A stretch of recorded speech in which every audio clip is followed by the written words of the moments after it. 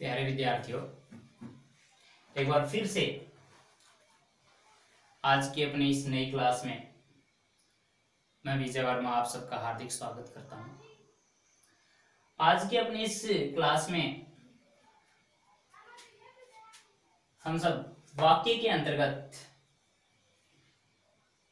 रचना के आधार पर वाक्य भेदों में मिश्र वाक्य के बारे में अध्ययन करेंगे। इससे पिछली कक्षाओं में हमने वाक्य के संदर्भ में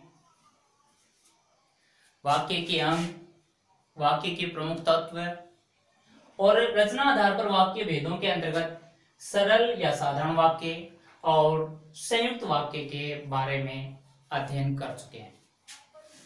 आज की अपनी इस कक्षा में हम मिश्र वाक्य के बारे में जानेंगे। जैसा कि आप सब परिचित हैं कि रचना के आधार पर वाक्य के तीन भेद अपने 10th क्लास सीबीएसई बोर्ड के पाठ्यक्रम के अनुसार, इसमें सरल वाक्य और संयुक्त वाक्य के बारे में हमने पढ़ लिया। ये मिश्र वाक्य होता क्या है, मिश्र वाक्य किसे कहते हैं, तो सीधे शब्दों में एक विशेष बात आप सबको ध्यान रखनी है कि सरल या साधारण वाक्य को जानना या पहचानना आसान है। एक ही बात मैंने आपको बताई कि इसके अंतर्गत उपवाक्य प्रयुक्त नहीं होते। सरल या साधारण वाक्य में उपवाक्य प्रयुक्त नहीं होते।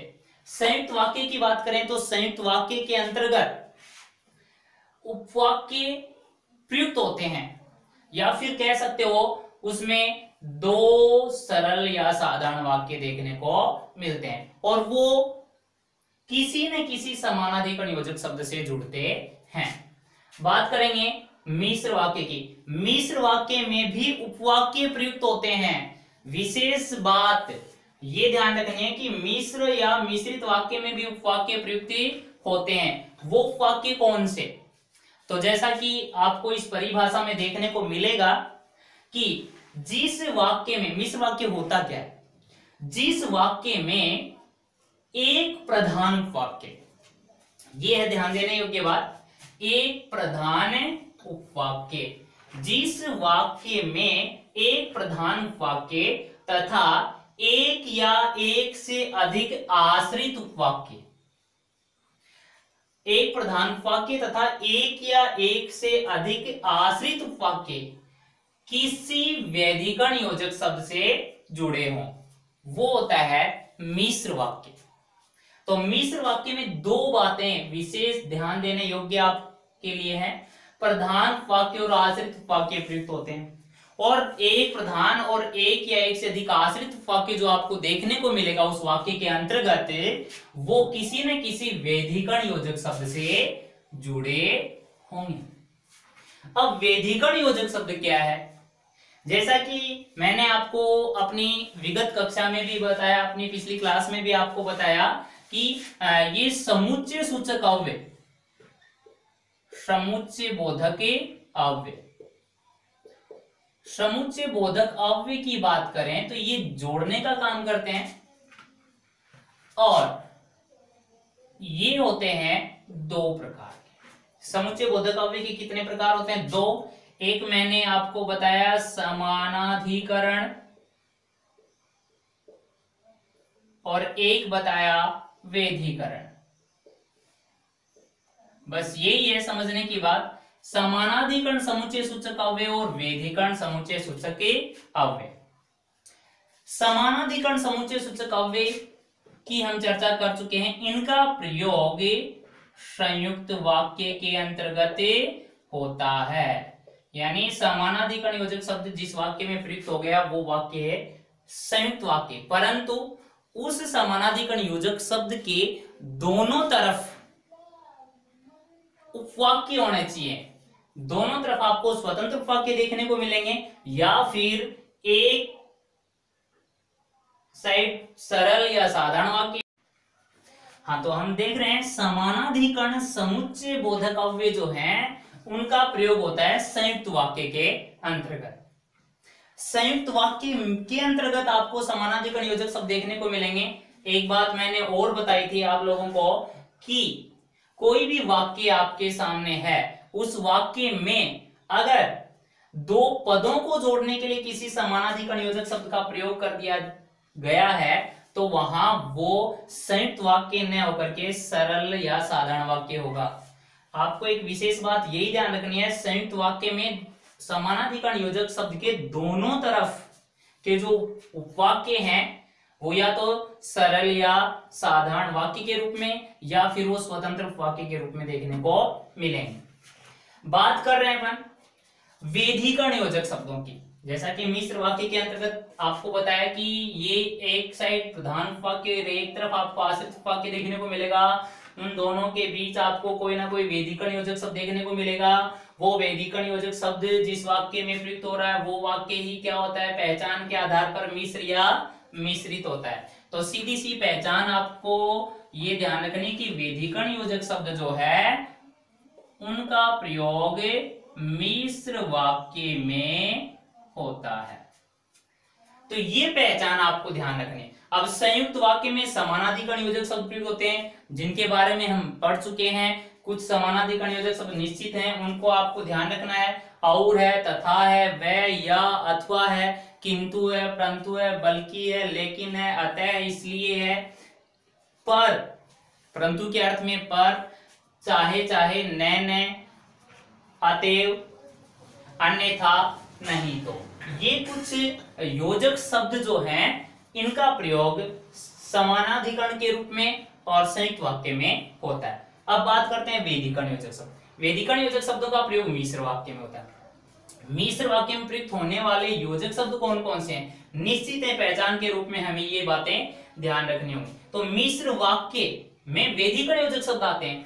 अब वेधीकरण योजक शब्द की बात करें तो जो या जो से बनने वाले जितने भी सर्वनाम शब्द, जो से बनने वाले जितने भी सर्वनाम शब्द सारे के सारे वेधीकरण योजक शब्द के अंतर्गत आते हैं। अब बात करें जो से बनने वाले सर्वनाम शब्दों की बात करें तो जो से ही बना जिसे, जिसको, कर्म कारक की बात करें तो जिससे, हम बात करें करण कारक की, जिसके लिए, संप्रदान कारक, जिसका, जिसकी, जिनका, जिनकी, संबंध कारक की बात कर सकते हो, जिन्हें, जिन्हें, जिन्होंने, की, क्योंकि। अब यहां तक तो जो थे ये तो जो का सर्वनाम रूप है। यहां तक जो आपने देखा जो, जिसे, जिसको, जिससे, जिसके लिए, जिसका, जिसकी, जिनका, जिनकी, जिन्हें, जिन्होंने, ये सब तो सर्वनाम रूप है। आगे देखो की, क्योंकि, ताकि, जब, तब, जहां, वहां, जितना, जितनी, जैसा, यदि, तो, यद्यपि, तथापि, ज्यों ही, त्यों ही। तो देखना, एक बात ध्यान रखना, यदि के साथ तो आए और एक अकेला आपको देखने को मिल जाए, यानी यदि वहां आपको वाक्य में नहीं मिलेगा, केवल और केवल तो के रूप में आपको वेधीकरण योजक शब्द देखने को मिलेगा। या फिर अगर, चाहे, यहां ध्यान रखना, चाहे अकेला आए वो वेधीकरण योजक शब्द है। चाहे चाहे की बात करें अपन, चाहे चाहे की बात करें तो वो हो गया आपका समानाधिकरण योजक शब्द। तो ये आप भ्रमित न हो, अंतर है। चाहे अकेला आएगा वेधीकरण योजक शब्द में आएगा, चाहे चाहे साथ में आएगा वो समानाधिकरण। तो ये सब क्या है, वेधीकरण योजक शब्द। ये वेधीकरण योजक शब्द अपने दिमाग में होने चाहिए। ये सब बातें अगर आपके ध्यान में हैं तो आप आसानी से पहचान कर सकते हो कि ये वाक्य क्या है, मिश्र वाक्य। समझिए, एक तो वेधीकरण योजक शब्द पहचान के रूप में, एक वाक्य रचनांतरण या वाक्य रूपांतरण की बात करेंगे तो भी ये सब बातें बहुत काम आएंगी। वाक्य में वाक्य पहचानने, वाक्य की पहचान करनी पड़े तो भी आपको थोड़ा सा ध्यान रखना। प्रधान वाक्य और आश्रित उपवाक्य, प्रधान और आश्रित, ये दोनों वाक्य आपको देखने को मिलेंगे किसके अंतर्गत, मिश्र वाक्य के अंतर्गत। और मिश्र वाक्य में इन दोनों उपवाक्यों के बीच आपको कोई ना कोई वेधीकरण योजक शब्द देखने को मिलेगा। उदाहरण से समझिए, जानिए। पहला उदाहरण मैं आपके सामने रख रहा हूं। हम जानते हैं कि पृथ्वी गोल है।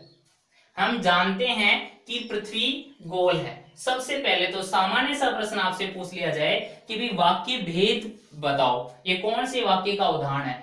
तो सीधे शब्दों में आपको बस पहचान ध्यान है, इसमें कोई ना कोई योजक शब्द आपको देखने को मिल रहा है। योजक शब्द कौन सा है? की योजक शब्द आपको किसमें मिलेगा? वेधिकरण योजक के शब्दों में देखने को मिला। ये रहा की। अब की वेधिकरण योजक शब्द और वेधिकरण योजक शब्द से जुड़े हुए उपवाक्य हैं वो होंगे मिश्र वाक्य। अब मिश्र वाक्य में की योजक शब्द आपको देखने को मिला। अब ये भी देखो कि इस वाक्य में दो वाक्य हैं, एक प्रधान है एक आश्रित है। कैसे पता चलेगा? तो देखना, हम जानते हैं ये क्या है? उपवाक्य है।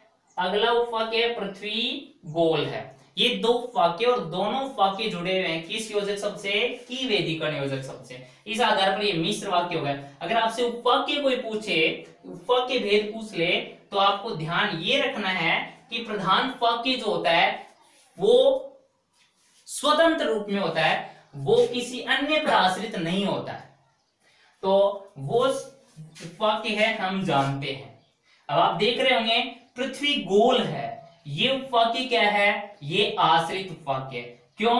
क्योंकि ये पृथ्वी गोल है। हम किसके संदर्भ मतलब जानने की बात की जा रही है। क्या जानते हैं? पृथ्वी गोल है। तो ये उपवाक्य ये इस पहले वाले उपवाक्य पर क्या है? आश्रित है। तो एक प्रधान उपवाक्य और एक आश्रित उपवाक्य इस वाक्य में प्रयुक्त हुए हैं और वो किसी न किसी वेधिकरण योजक शब्द से जुड़ा हुआ है। तो ये क्या हो गया? मिश्र वाक्य। आगे देखो, वहीं चलो जहां वे गए हैं। योजक शब्द की बात करें तो इसमें जहां भी क्या है? ये रहा, जहां भी क्या है? वेधिकरण योजक के शब्द। अब जहां वेधिकरण योजक शब्द से जुड़े हुए हैं दोनों तरफ के उपवाक्य क्या है? अपना स्वतंत्र अस्तित्व नहीं रखते हैं, ये दोनों उपवाक्य एक दूसरे से जुड़े हुए हैं, यानी एक उपवाक्य दूसरे पर क्या है? आश्रित है, निर्भर है। वहीं चलो जहां वे गए हैं, तो वे गए हैं ये उपवाक्य वहीं चलो इस पहले वाले उपवाक्य पर क्या है? आश्रित है। सीधे शब्दों में जहां से जुड़ा हुआ है। और योजक शब्द के तुरंत बाद आपको देखने को मिले वो अधिकतर में आपको क्या देखने को मिलेगा? आश्रित वाक्य के बारे में जानेंगे आगे अगली क्लास में। आगे है तीसरा वाक्य, उस लड़के को बुलाओ जिसे पुरस्कार मिला है। तो इसमें योजक शब्द जिसे से जुड़ा हुआ है वो क्या हो जाएगा?